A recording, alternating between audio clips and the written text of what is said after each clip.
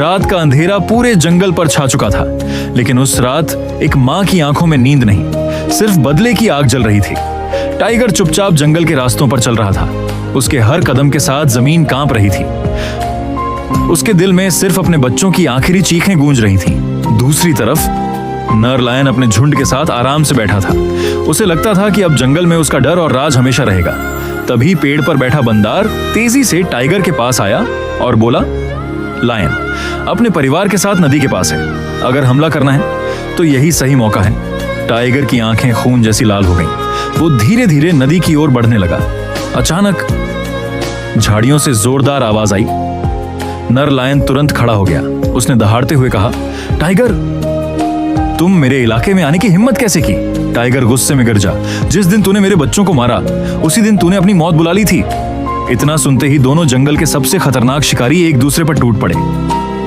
पूरा जंगल उनकी दहाड़ों से कांप उठा। पेड़ों पर बैठे पक्षी डरकर उड़ने लगे। जानवर इधर उधर भागने लगे। टाइगर ने पूरी ताकत से लायन पर हमला किया। लायन भी पीछे हटने को तैयार नहीं था।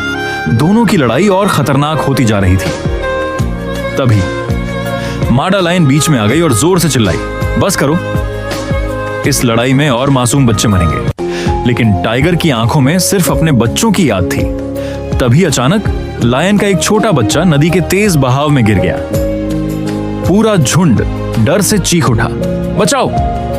नर लायन अपने बच्चे तक पहुंच नहीं पा रहा था। तभी टाइगर ने बिना सोचे नदी में छलांग लगा दी। कुछ पलों बाद टाइगर उस छोटे शावक को सुरक्षित बाहर ले आया। यह देखकर नर लायन पूरी तरह टूट गया। उसकी आंखों में पहली बार पछतावा था। वो धीरे से बोला, मैंने तुम्हारे बच्चों को छीन लिया, लेकिन तुमने मेरे बच्चे की जान बचाई।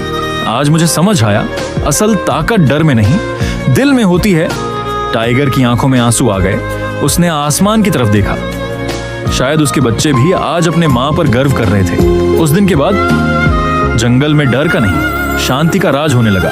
लेकिन कहानी अभी खत्म नहीं हुई, क्योंकि जंगल के अंधेरे में कोई और उनकी लड़ाई देख रहा था। कौन है वो नया दुश्मन? क्या फिर खतरे में पड़ेगा जंगल? पार्ट 3 देखने के लायक कमेंट करो। पार्ट 3।